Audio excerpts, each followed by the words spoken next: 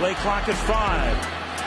Pass is intercepted at the goal line by Malcolm Butler. To Henry.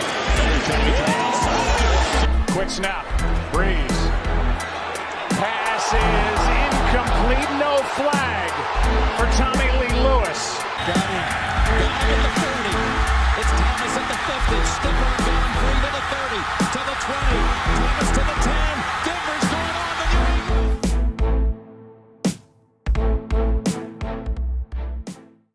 Now I know that for a lot of you people out there, we had a great week, whether it's because you won your fantasy football championship, or it was because you're a Rams fan, or it's because you were one of the lucky people to fall overboard at FedEx Field and build a touchdown and Hurts. I don't know, man.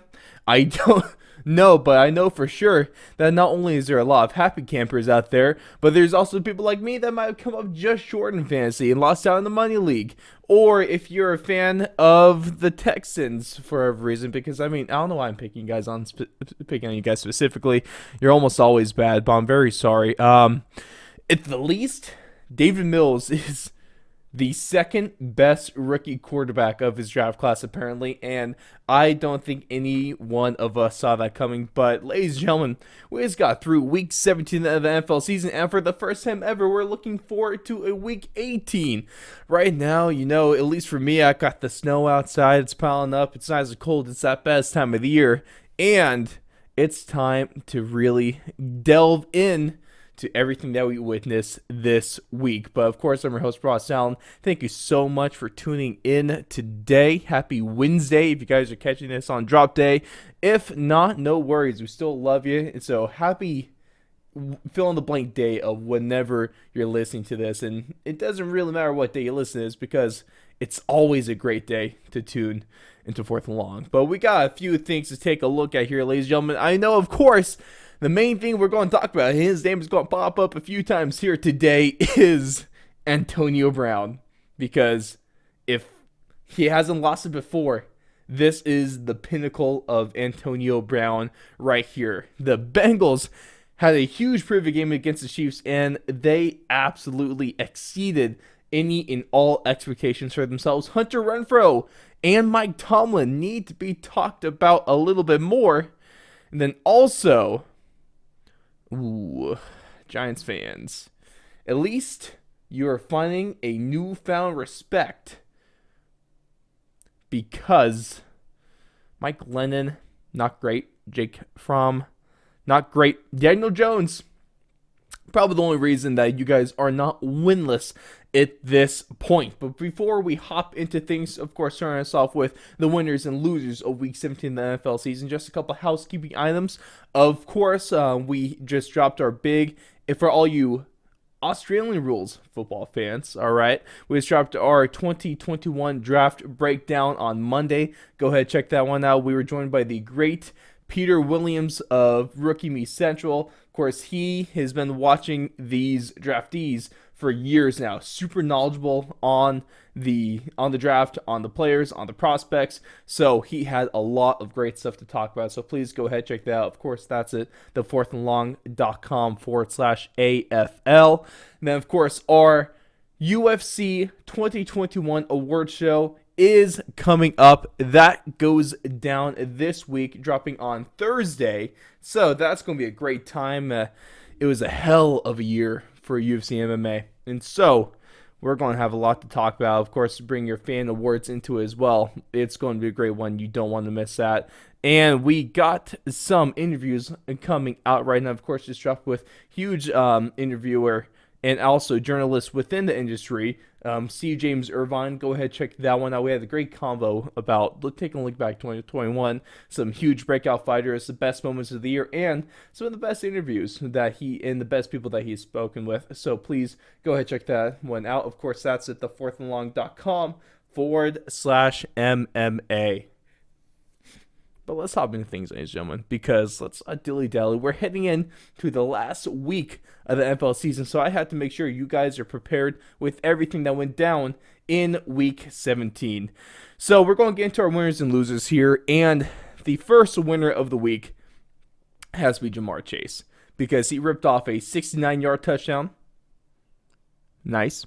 A 72-yard touchdown, and absolutely torched the living hell out of that Chiefs secondary, which has actually been playing pretty well recently.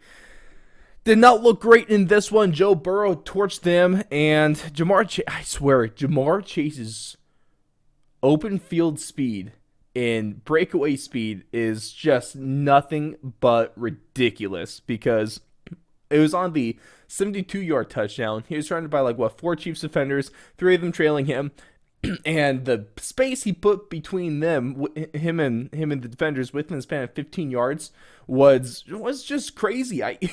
Dude's fast. Dude is really freaking fast. So I guess he runs like a tiger, or I guess Bengal, but tiger. Wait, is a tiger a Bengal, or is a Bengal a I don't quite know, so we're just going to move on here. And he's not only, he's pretty much a shoo-in at this point, in my opinion, for Offensive Rookie of the Year. He's breaking all sorts of stats. I think it's really one of those kind of really specific stats, but it still tells a story. Him and Joe Burrow are now they have the most yards between a quarterback, wide receiver that went to the same college. I think that's what it is. And then also he set the record for most yards as a rookie.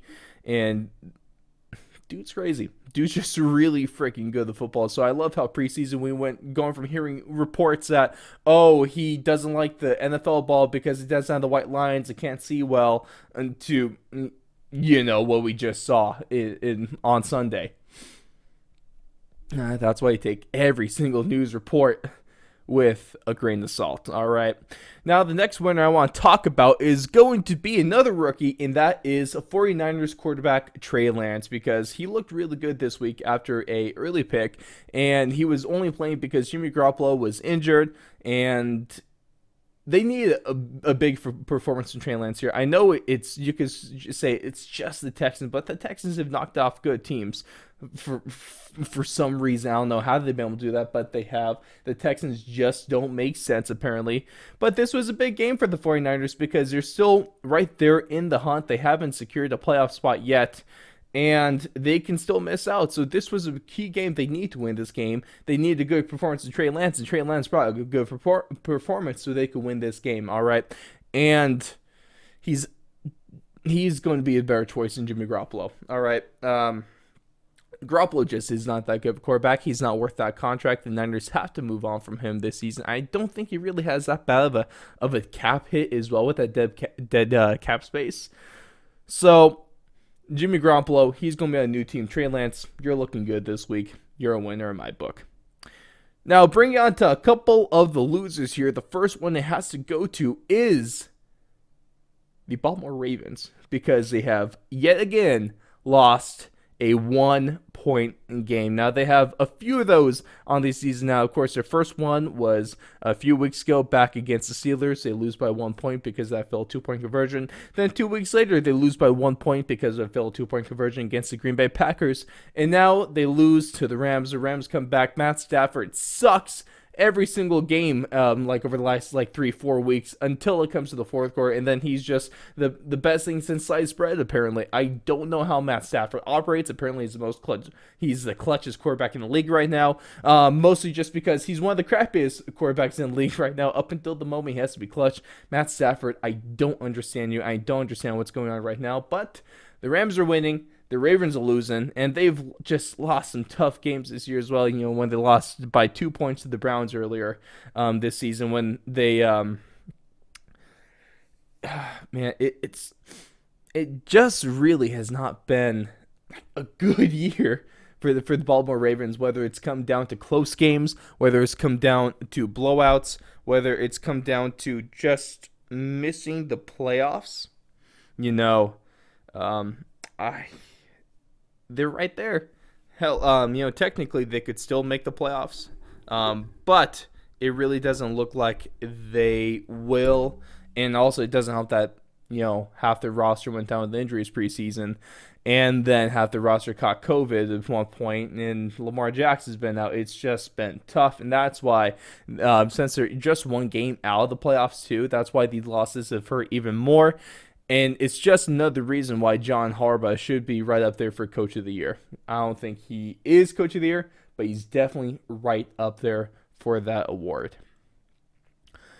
Now, we're going to hop into our overreactions here. And before we do, of course, always love interacting with you guys, whether it be on social medias. I'm mostly active on Twitter, but I still spend a lot of time on Instagram. I have no life, and I spend way too much time on social media, but it's for you guys, so I guess that makes it acceptable. I really don't know.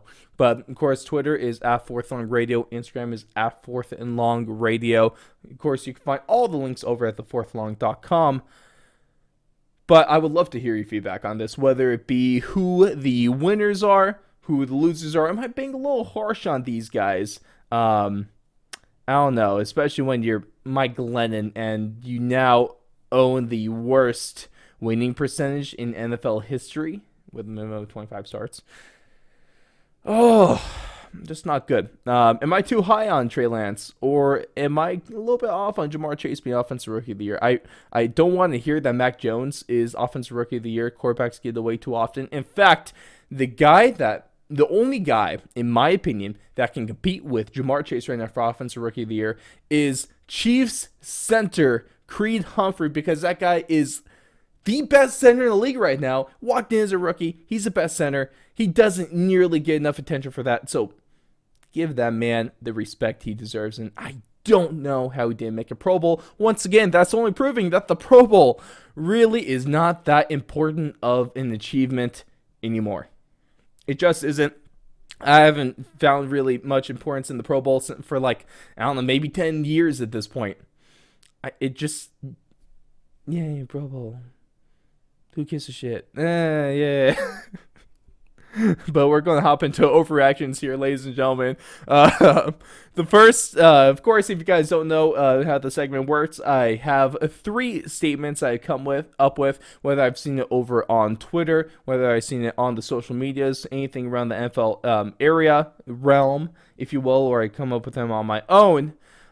Just taking a little look at some of these overreactions. We're going to take a deeper dive into them. Are they overreactions, or is there actually truth to them? First one we got to take a look at is that the Cincinnati Bengals are the best team in the league right now. I mean, of course, they just beat the Chiefs. They just knocked off the former 1 seed, the hottest team in the league, one of the best, scariest offenses, and a really solid defense that's been coming along there. And they go ahead and they just put up a crap ton of points on them, So the Bengals put up 34 points. That's a really solid performance. Chiefs defense giving up 34 points is almost like going back to where they were early in the season. I think they're averaging 31. Their offense was only scoring 30. So kind of around those same numbers again. And the numbers that obviously were not working for them. But not only do they do that, they now have the 5th highest scoring offense in the league at 27.8 points per game. The first team in the league is the Cowboys at 29.9, essentially 30. Right now, Joe Burrow has jumped up to 4th in the MVP race, according to the Vegas odds makers. He's at plus 1,800 to win.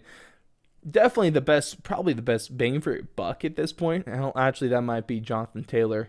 Jonathan Taylor for MVP. Yes, please. The only problem right now, though, is that their defense is still subpar. It's at the bottom of the league when it comes to yards per game given up or points per game given up. And if you take a look at their schedule, their record, like their wins, they have some solid wins, but their losses, they have some questionable losses. Like their loss to the Jets, their loss to the Niners, their blowout loss to the Chargers, and the loss to the Browns. Of course, they have a chance to avenge that loss in Week 18. Which if they lose to the Browns, I was going to say a Baker Mayfield-less Browns, but honestly, we've seen with Case Keenum there might be an improvement with the way Baker Mayfield's regressed this year. Is he out of Cleveland? I guess we'll find out soon. Definitely going to be talking about that though. And obviously, they have some real competition when it comes to the title of best team in the league. The Chiefs are still right up there, even with this head-to-head loss. The Cowboys are still right up there. The Cardinals are still right up there. the Packers are the best team in the league. So, obviously, this team is going to go down is an overreaction. The Bengals are not the best team, at least not yet. They still have the chance. Probably not going to be. I don't have a lot of confidence. Like, there's no clear favorite. There's no clear contender. There's no clear Super Bowl matchup. The clearest one I do see, though, is the Green Bay Packers.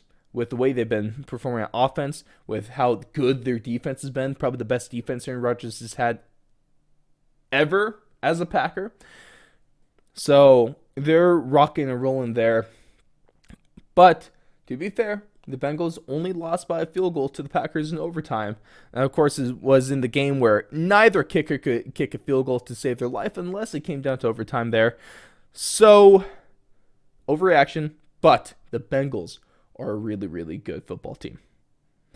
Statement number 2 is that the Tampa Bay Buccaneers will not win the playoff game. Now, this comes off the back from them almost losing to the Jets, but first of all, New York, you guys suck. But you had a chance to beat the Tampa Bay Buccaneers. You had the chance to beat Tom Brady. Zach Wilson could have had a chance to beat Tom Brady. You're winning this game. I think it was like 24-13. Could have been 24-17, actually. No, it was 24-14. I think. It was the Jets were beating the Patriots. The Patriots scored 11 points in the fourth quarter. The Jets scored 0, and so you were so close, man. You had it all, and you freaking blew it. Not just for you guys, not just for the city of New York, but for all of the NFL. I guess besides those Tampa Bay Buccaneers fans, old or new, mostly new. You had a chance, and you ruined it for us. So first of all, I hate you. You guys suck. You owe us money for this. I don't really know where I'm going with this one, to be honest. But taking a look at the Bucs. So, of course, they almost blew it. They scored like a 40-yard touchdown with 30 seconds left in the game on just a bad coverage play. Yeah. And the Bucs' run game was absolutely non-existent this week. They had 62 total yards on the ground. And it was Tom Brady bailing them out with over 400 yards passing. I think it was 3 touchdowns and 1 interception there as well. And that secondary is still suspect. It's been suspect since the beginning of the season. It's been suspect throughout the middle of parts of the season. And it's once again suspect now because they gave up 230 passing yards to Zach Wilson. And they didn't even pick him off once. So, just saying, most good teams and even the bad teams have been able to at least get 1 interception off of Zach Wilson, and the Bucs weren't able to do it here. But if we're going to be honest here, this is an overreaction because you take a look. Let's pull up the current playoff standings and let's see who the Bucs might have to face off. Currently, the Bucs are the 3 seed, so that could put them up in a game. Technically, so the Patriots are going to have that bye week. Technically, they'll be the second. The Bucs will be the second best team in the NFC playing that day. So, if you take a look right now, they're on pace to play the 49ers, possibly the Eagles, possibly the Cardinals. I think the Cardinals are probably the hardest matchup there, but either of those teams, the Eagles are streaking. The Niners can be a really good football team as long as George Kittle and Deebo Samuel are going at full cylinders, full steam. George Kittle definitely is not full steam. He's one of the reasons why I lost my Money League championship in fantasy football this week. So, George Kittle, you've been great to me this year, but this week, for this week alone, thanks, pal. I'm not mad. I am just disappointed. But the Bucs are going to the playoff game. Let's be honest. As long as they have Tom Brady at the helm, they're probably going to win the playoff game. Their defense is good enough to win the playoff game. Their offense definitely good enough to win the playoff game. Their rush game typically is good enough to win the playoff game. Obviously, they're hurting without Leonard Fournette. But I don't think that Brady is ever going to let himself just lose in the first round of the playoffs. I just don't think that's the thing that's going to happen this year. So I'm going to call this an overreaction. But I am still a little bit worried about the Tampa Bay Buccaneers because there's not really a bad playoff team this year. There's not really like one of those weakest link playoff teams. So almost no matter who they play, it's going to be a tough one. But like I said, Bucks not winning the playoff game. Overreaction. Now, the last one, I guess I kind of like to talk about this guy because he is fun to watch. I hate to talk about this guy, though, because he plays for the Las Vegas Raiders. And that is Hunter Renfrell. Statement number 3 is that Hunter Renfrow is a top 5 wide receiver. Hell, no, let's up the ante. He's a top 3 wide receiver. Spoiler alert, both overreactions. But with that being said, Hunter Renfrow is a freaking beast because he's turning into one of the clutchest wide receivers in the game. He came in super clutch for the Raiders against the Colts this week. He's one of the better route runners. He has some of the best hands in the league. Excuse me. Right now, he's tied for 7th in the league with 99 receptions. But he's up there in 7th for receptions. But he's down 18th for targets. 7th in receptions, 18th in targets. That's pretty damn good. That just goes to show you that this guy, when he gets a ball thrown to him or around him, he's probably going to get his hands on that. He's probably going to pick up some yards. And right now he's 18th in touchdowns as well. But that kind of goes to the fact that he's, compared to the top receivers, he's super low in targets. But if we're going to be honest right now, the best wide receivers this season, they're in order as well. Cooper Kupp, Devontae Adams, Jamar Chase. Yeah, absolutely. I will have Jamar Chase up there right now. Yards-wise, I think Justin Jefferson might be first or second. Obviously, DeAndre Hopkins, one of the best talents in the league. He hasn't been playing because of the hamstring. Stephon Diggs has been having a little bit of a down year, so he's not necessarily up there right now. So these are my top 3. But, Hunter Renfrow is the most underrated player at his position, and he is one of the most underrated players in the league. I think he's only second. Well, what's tough, though, is that he's starting to get recognition. So it's hard to still keep him in this underrated category when he keeps getting recognition like this week in and out. Over like the last 2-3 weeks, I think it's when people really start to take notice because they have to. I still think that the most underrated player in the league is Creed Humphrey, going off my rant or a little tangent earlier on the show. But Hunter Renfrow, definitely right there, deserves a lot of respect. Should have made the Pro Bowl if he didn't already. And hell, he might be up there for All-Pro. Will he actually? Probably not. Should he? I don't know, probably not, but it'd be fun. It'd be a lot of fun. Oh, boy. But those are overreactions. All 3 of them this week, typically it's not that, but all 3 of them were indeed overreactions. I do actually like to find a lot of truth in some of them week in and week out. Alex, my co-host, when he's on, obviously, he's been taking leave of absence for personal reasons, so no need to go into that further than we really need to.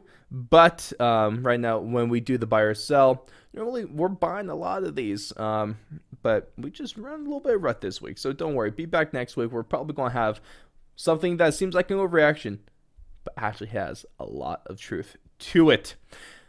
But with that being said, we're going to move into one of the last segments of the show here, ladies and gentlemen, and we're going to take a look at some of the biggest stories to come from Week 17 of the NFL season.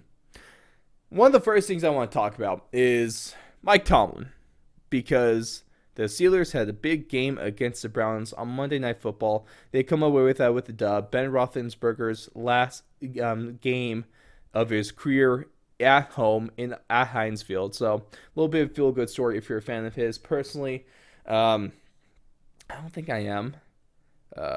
Maybe not even just for the... He's a good quarterback and a little bit of weird stuff off the field. Also, I don't know why. He's a Steeler, and I've always just had, truthfully, a little bit of disdain for the Steelers. I can't... The Steelers are one of those teams where I don't like them, but I can't really give a fair reason as to why I don't. I know pretty much everyone has a team like that, a player like that, maybe a coach like that, where you don't like them. You don't really know why you don't like them, but that's just the case here. Yeah, no. Maybe it's the fans. Their fans are pretty annoying, but I don't know. I'll move past that. But Mike Tomlin has solidified himself as one of the greatest coaches of all time. I have no problem saying that because he has secured his 15th straight season, or 15th straight non-losing season. This guy has gone 8-8 a few times. They have that tie right now this year. The worst they can go is 8-8-1.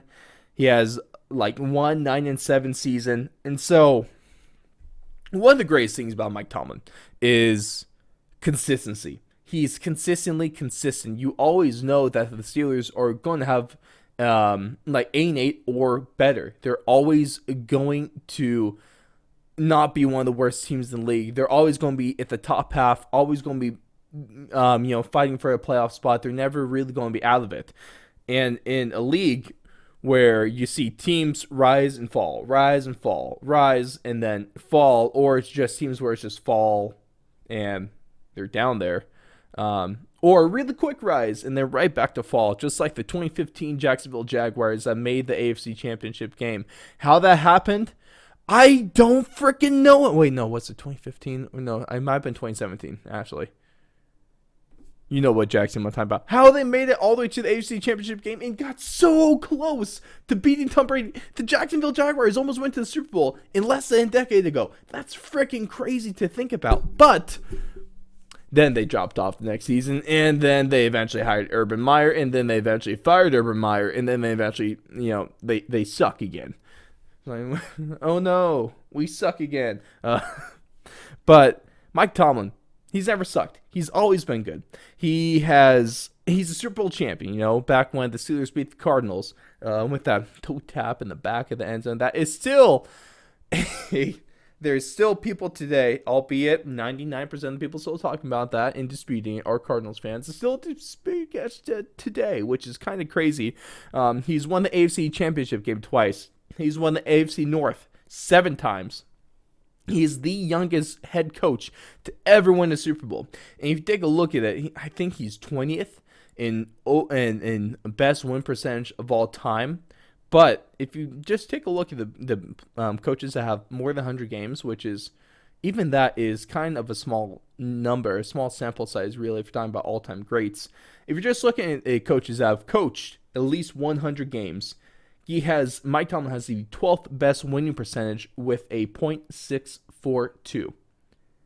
That's really good. I will, as a fan, I will almost happily take that every single season, and Mike Tomlin just about guarantees it. And he's worked through a lot of players. He's been through a lot of times. There's been offensive heavy Steelers. There's the defensive heavy Steelers, the scary ones. So many high level players have come through that team. Of course, the first ones that stick out to mind is Troy Polamalu. You got Hines Ward. You got James Harrison, who is just so freaking scary, and I never want to see that man in the back alley because I will die and he will eat me. Then also, Ben Roethlisberger has been really good for a while. He's been the face of the franchise, deservedly so, because he's been a good quarterback. And I think the craziest part out of all of this, and one of the reasons why he deserves the most amount of respect, is just for his ability. We're going to talk about him. His ability to coach Antonio Brown for 9 seasons and not only not have him go crazy over that time. Well, he was going crazy on the field at the time. He didn't go crazy off the field, at least. But he was able to manage this guy that's blown into probably the biggest diva in NFL history, one of the weirdest cases in NFL history, one of the weirdest, just based off the way they behave in NFL history. He was able to manage that. 9 seasons. Please don't let that go under the radar. Mike Tomlin deserves all the respect in the world for being able to do that, because I don't think anyone else has been able to. Even what people call a Hall of Fame coach in John Gruden, In my opinion, he's the most overrated coach in NFL history. I've had this, before this year and last year, and when he signed, remember when the Raiders signed him? The then Oakland Raiders signed him to 10 years, $100 million. If you didn't immediately think that, man, that sounds like a really bad contract, then I don't know what was going through your head there, because that was I said at the time, that's going to be one of the worst contracts that the Raiders are ever going to have. That's easily one of the worst contracts in the league. And what'd you know? It turned out to be a useless contract and one of the worst contracts in the league, because they didn't go to the playoffs. They sucked as a team, and then he gets fired earlier this season. Oh, boy. Commitment to excellence is a statement, or is a little mantra from the Raiders that hasn't been viable since, was it the 70s, the 80s? I guess you can say that they got unlucky with Tuck rolling back in, was it 2001? But, hey, I guess now Vegas, you wanna, I don't know, get back to that, because I haven't seen that for a while. Excellence definitely does not have anything to do with how that team has looked, and I love how I'm getting onto a anti-Raiders rant when I wasn't even really talking about them. Just shows how good of a Broncos fan I am, I guess, and we'll just leave it at that. But let's get into things here, because I want to fully delve into what happened with Antonio Brown on Sunday. Now, it was a lot more cut and dry in black and white before, the end of the game, because, I mean, I'm sure all you guys have seen the video now. I don't know how many of you have seen the video of Mike Evans trying to stop Antonio Brown from leaving. Of course, that's up on our YouTube. You can go check that one out, Fourth Long Radio on YouTube, or link at thefourthandlong.com. But Mike Evans trying to stop him from leaving. Apparently, and then just let's break it down real time of what we saw. We saw Antonio Brown having a little bit of a freak out on the sideline. He takes off his helmet, takes off his shoulder pads, throws it on the bench, takes off his shirt, throws in, I think maybe gloves too, throws into the crowd. Then while the game's going on, he's jogging to the locker room, do his little hop skippy thing, peace sign up to the crowd, and then he disappears into the tunnel. And we never see him again until a picture pops up on social media where he has a little suitcase. He's dressed in his post-game attire, apparently waiting for an Uber to the airport, because the Buccaneers they didn't fly him back, obviously. He was, reports are that he was asking the state troopers for a ride to the airport.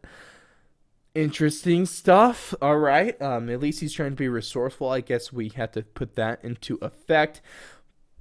But then it comes out that, I think it was according to Bruce Arians, that the whole dispute, that Arians told him essentially to leave, because Antonio, he tried a few times to tell Antonio Brown, get into the game, go do what we're paying you to do, and he just outright refused to do so, claiming that he was too injured to play.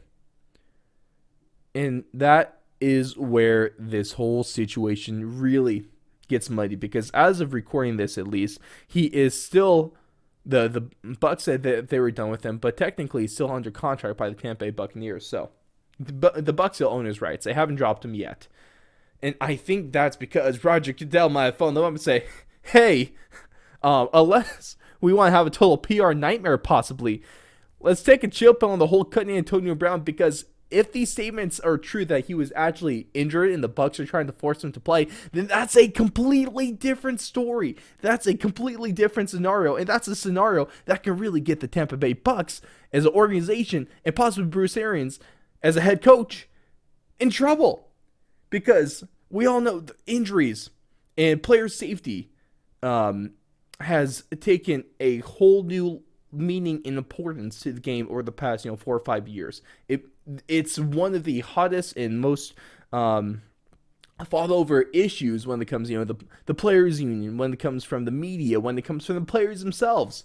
So obviously, you don't want to force a guy to play if he's claiming to be too injured. But if he's wasn't showing that all at practice, if he wasn't showing that pregame, if there weren't really any reports going into the game that Antonio Brown was too injured to play, then that puts the blame on Antonio Brown, maybe just trying to come up with an excuse to not go in. So you can see there's going to be, there probably as we speak right now, there is an investigation going on to see what the actual truth is. But the only problem right now is that I am having a really hard time actually believing Antonio Brown, because this dude is just gone batshit insane over the last couple of years. Just because was the whole cryopod incident with the burned feet, right, where he couldn't practice because of that. The helmet issue actually as well. That was another one.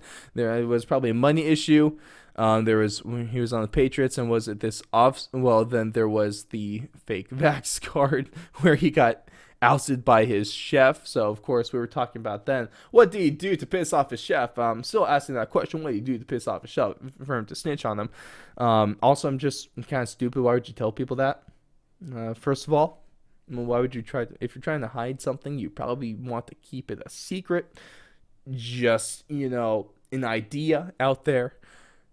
And then also, he was the one throwing furniture out of his house in the off season. Apparently, almost hit somewhat a person with it. So with how crazy Antonio Brown has kind of devolved into the last 4 seasons, maybe 3. It's really hard to believe him with this kind of stuff, just because he's not a trustworthy person. He's kind of crazy. All right, there's obviously not something is not right up there, So it's I am going to put my trust in a good and well-renowned head coach like Bruce Arians, then I am going to put my faith into Antonio Brown. That's just the way it is, but that's also Antonio Brown's fault for the way he's been acting the last 3 seasons or so. He put himself in this situation. Obviously, it's a crazy one. No one has ever seen this before, so I would love to hear you guys' reactions to this whole Antonio Brown situations, because I just want to know what you guys were thinking, because I saw this, I was like, The only problem is, I was like, you know what? That actually kind of seems like an Antonio Brown thing to do. So it was a surprising thing, but if you compare it to everything Antonio Brown's done, it really isn't that crazy of a situation, if you're going to be honest here. But the real question is, can Antonio Brown still make the Hall of Fame even with all this crazy stuff going on, and it still has a chance just to get worse? And long answer short, it's yes. Antonio Brown can still make the Hall of Fame. All right, because at least in my opinion here, you have to take a look back. There's that 6-7 year stretch where Antonio Brown was clearly the best wide receiver in the league. He would just take the roofs off of defense. He could return punts. He could Sparta kick punters in the face. He could hug onto goalposts in the end zone. But this guy was a phenomenal route runner. He was always open. He had great hands. He had crazy breakaway speed. You could put him on deep routes. You could put him on middle routes. You could put him out for wide receiver screens. He could do it all at his position. He was really, really damn good for a good, meaningful chunk of time, like 7 years. That's a meaningful chunk of time. That's longer than most people are even in the league on average. All right. So if you're going off of performance alone, and to me, I really think that, obviously it's not a black and white rule for me. It is subject to change. But overall, I feel like whether you're going to vote someone into the Hall of Fame or not, it should be based on what they did on the field and based on their performance and their play, their skill level, their dominance, how good they were as a player. This off the field shenanigans, this poor teammate stuff, obviously it's going to factor in for most people. And it should factor in a little bit, of course. But overall, the main thing that voters should be taking into account is how good they were at playing football. And for how long they were, playing football at the highest level, the highest of high levels. Antonio Brown was that guy. He was that guy doing it for an extended period of time. He was the most feared receiver in the league for a meaningful period of time. And Antonio Brown is a Hall of Famer for that. And he's one of the all-time leaders in yards, in touchdowns, in receptions. He's up there with some of the best of them. The only reason why we wouldn't be thinking he's a Hall of Famer is because of how crazy and his antics have gone into over the past 3 seasons. That's the only thing holding people back. If none of this stuff ever happened, hell, even if he just dropped off as a player, he still would be making the Hall of Fame. One guy that is the best thing to compare this guy to would be Terrell Owens. I think it's a poor comparison because a lot of people call Terrell Owens a diva. Honestly, I didn't really mind his antics. I still don't, and I still don't really think it was that huge of a deal. And they obviously were nothing compared to what Antonio Brown has been doing. But it took him a while to make it into the Hall of Fame purely because people took into consideration what he did besides just his performance. Was first off stupid. It should not have taken Terrell Owens that long to get into the Hall of Fame. It should have been in the Hall of Fame a while ago. So the voters messed up there. At least the NFL Hall of Fame voters are nearly as stubborn, as stupid, just to be honest, as MLB or the Baseball Hall of Fame voters. Because they're also the ones that don't like to unanimously vote someone in first ballot for whatever reason. That's another thing why I find really annoying at baseball. The voters there suck. All right. But Antonio Brown, end of story. He's good enough. He definitely will not be a first ballot. That's for sure. But eventually, should he make it into the Hall of Fame? I don't know if he will, but he absolutely should. And I know I'm probably, I'm sure a lot of people don't agree with me in that statement. So, of course, please let me know whether you drop in YouTube comments, hit me up on Twitter, on Instagram, or best of all, leave a 5-star review over on Apple Podcasts. Of course, you can also leave in the comments over on Rumble if that's more your taste and not YouTube. But Antonio Brown, end of the day, he's a Hall of Fame level player. So if you're a Hall of Fame level player, you probably should make it into the Hall of Fame. That's what I'm going to go with there. But, like I said, drop your comments, drop your thoughts, because I'm sure a lot of people out there, I'm sure a lot of you actually agree, but I'm sure there's a good chunk of you that also disagree. So please, I would love to hear your reasonings as to that. We can have a little conversation, of course. I love that stuff. But one of the last things we're going to hop into here before we end things off with the Name of the Week, we had this brand new segment last week. We got it again, ladies and gentlemen. Ross's Recap. My 3 top moments of the week, 3 highlights from this week that really can either tell the story of what this week was like, or just 3 of my favorite moments, quite frankly. And most of the time, that's what it's going to be. So, the first thing I want to talk about, we're going to stay talking with Antonio Brown. A lot of you guys on this video have seen this already. I've been watching a lot, so either here you're going to get to see it again, or if you're watching for the first time, just take a look and just try to embrace what you're about to see. Antonio Brown is not even in uniform anymore. We just had this scene on the sidelines of the Tampa Bay Buccaneers.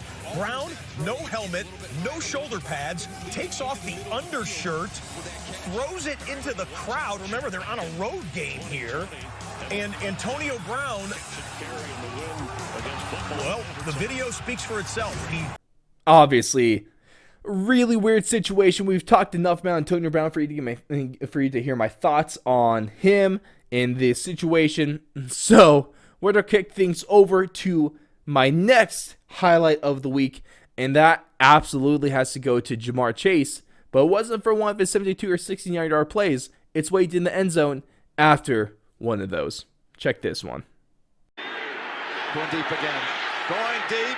It's Chase, and it's broken up by Ward. Charvarius Ward, great job at defending that. Hurting themselves, sacks, penalties, and hard stop. He's going toward the end zone. Chase, I'll take that. Touchdown, right over Ward. I love this right here. You saw the big throw down the field earlier, didn't? obviously, as a defender, if you're going to, try to clown someone, I guess, use a little move, dance on them, if you give up a play like that, you're probably going to get danced on as well. And Jamar Chase, man, I love it when players do that, when, to reciprocate the trash talk. That's always fun in my opinion. Jamar Chase, textbook case right here. Give a 9 out of 10 for that celebration. Now, the last thing I want to show you guys is what went down on Monday Night Football. We saw Najee Harris with a fantastic stiff arm, but I think Nick Chubb did better than him. He at least hit him with a very, very nice rebuttal. Check this one out.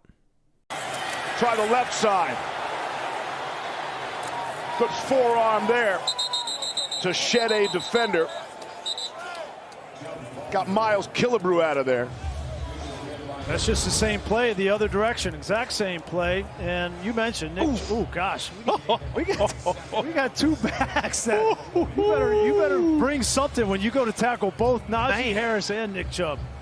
Now that stiff arm, it wasn't as good as the one we saw when Derrick Henry put the Bills defender his faces into the ground last year. That obviously was Josh Norman. That's right. It was Josh Norman who he embarrassed. And that one's been on our intro video, of course. So that's one of my favorite highlights from last year. Nick Chubb definitely up there. Not as good, but man, did he just embarrass that Browns defender. Not the Browns defender, that Steelers defender. Obviously, probably not a good look. And if you're that guy that got stiff-armed, it's going to be a tough day in the film room come Monday when you rewatch that tape. But there it is. That's the Ross's recap for the week. Let me know what you thought about those clips. But, ladies and gentlemen, we're going to cap things off here with, of course, none other than the Nene of the week. And the Nene for this week, the winner of this week's award is going to go to the guardrail at FedEx Field, because, dude, you're not doing your job, or at least you were doing your job, but very poorly, and it almost turned out really bad for Jalen Hurts. I know it turned out bad for a cameraman, turned out bad for a few fans. Well, maybe not actually, because I don't think anyone really got hurt. In fact, they got a chance to, hug Jalen Hurts. One guy did get kicked by a photographer, so that whole situation was so funny. You got Jalen Hurts penning a very great letter to the Washington football team about what they're going to do with that rail. Then, of course, in Washington football fashion, not only does your stadium, I think that was the stadium with like the sewage leaks going on, dripping onto fans. You had this guardrail breaking now. It's just a cursed franchise, but I thought the culture was good though. Dan Snyder, still sell the team. Sell the team, please. No, I should have done that a year ago, 2 years ago, maybe even 3 years ago. Who knows? Sell the team before you change the name, because I think we're in for a treat, whatever the hell it's going to be. In February 22nd of 2022, I think that's what they're going with. My picks on the Admirals. I would like the Red Wolves, so that's going to be an interesting one there. But then there's reports come out. So FedEx officials, organization officials say that those fans received medical treatment, but then those fans said, no, that's a lie. We did not receive medical treatment, or medical attention. So maybe a smaller Name of the Week award goes to the Washington football team just for being constantly trash as an organization. But, ladies and gentlemen, that's going to do it for us this week for our NFL Week 17 breakdown. Of course, we covered a lot of topics here, whether it be Jamar Chase's dominance. The most underrated player in the league is Creed Humphrey, bar none. Antonio Brown, Hall of Famer. Mike Tomlin, first ballot Hall of Famer. All right, but let us know. Please drop all your thoughts, whether it be on the comments on YouTube, over on Rumble. Hit us up on our socials, Twitter, Instagram. And best of all, you can leave a 5-star review over on Apple Podcasts. And before I sign off, of course, if you're seeing the lovely shirt, if you're watching the video right now, you get to see, of course, not only on YouTube and Rumble, but also on Spotify as well. We got videos on there as well. So, super cool, right? You can see the fantastic Tri-Blend t-shirt that I'm wearing right now. Just trying to show it off to all you guys. If you're watching, if you're just listening to audio, it's okay. You can just go see this fancy stuff on YouTube. if you really want to look. Or the best place to find all this, especially the certified banger collection, is at thefourthandlong.com/apparel. Then behind, and let me move the other way, behind my noggin over there, hanging up on the wall, is our highly anticipated, finally here, pre-orders going on right now, trucker hats. Is the $30 a pop, which pretty reasonable given that most of those hats you find nowadays, especially, embroidered ones, are like $40-50 a piece. It's ridiculous. We gotta steal. It's going to keep your head covered. It's going to keep your head, I guess, marginally warm. There's circulation in the back, so I'm not saying these as facts, so I can't get sued, not liable, whatever the hell you want to say. Don't sue me. Just pre-order the hat instead. That'd be a lot better. And you can also do that at thefourthandlong.com/apparel. Check our interviews that come out with Team Alpha Male head boxing coach Joey Rodriguez. Check out our talk with Steve James Irvine. We got a lot of stuff coming out. We got a award show coming out. If you're a footy fan, this has been a great week because you're getting 3 new shows this week. We're kicking New Year off with 6 shows dropping in the first week. I love you guys. And of course, one of the best ways, if you really want to support the show, is not only merch is a fantastic option as well, because it helps us and helps you. But of course, another way you can help yourself by helping us is by going on over to patreon.com/fourthandlong and starting just $1 a month. You become a donor there, and you get access to behind the scenes content, merchandise deals, a bunch of fun stuff, and it goes from $1 to $5 to $10 a month. So please go ahead, check that one out. And a huge shout out to our biggest supporters there. Shout out to biggest Patreon donor Ray Rodriguez for all your card collecting needs. Go on over to Instagram, follow at the Big Bat Box, and also check out every other Friday Card Stonks Drop, our newest series on the channel. Card collecting is a huge hobby. It's only getting bigger, so you might as well, if you haven't gotten to it yet, it's time to. Because whether you're advanced or just a beginner, we got some great stuff, whether it be the best ways to find deals, how to get into it, the new trends, and also cards for specific sports that you need to get your hands on. So go check that one out. But also huge shouts to Ryan Watson and Neil Wiley. Ladies and gentlemen, whether you're in the snow, you're in the sunshine, I hope you've been enjoying winter, and we'll see all of you in the first ever Week 18 of the NFL season.